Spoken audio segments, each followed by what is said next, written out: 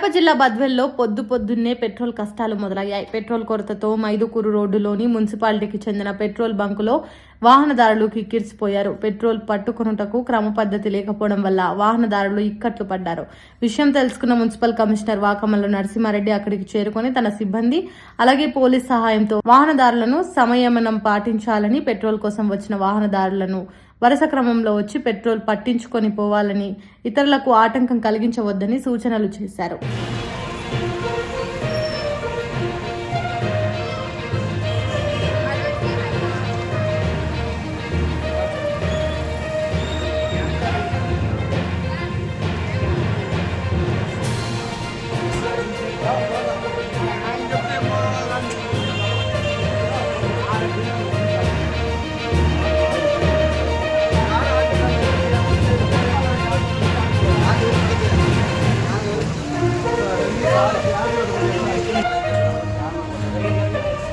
పట్టండి, అది కూడా నీట్గా పట్టండి. మళ్ళీ రేపు వస్తాను, డైలీ వస్తుందంట.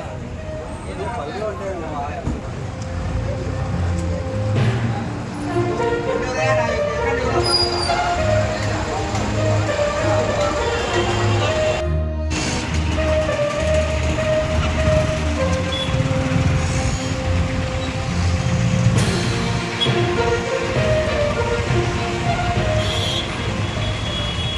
లైక్ చేయండి, షేర్ చేయండి, సబ్స్క్రైబ్ చేయండి. మరిన్ని వీడియోల కోసం బెల్ సింబల్ పై క్లిక్ చేయండి.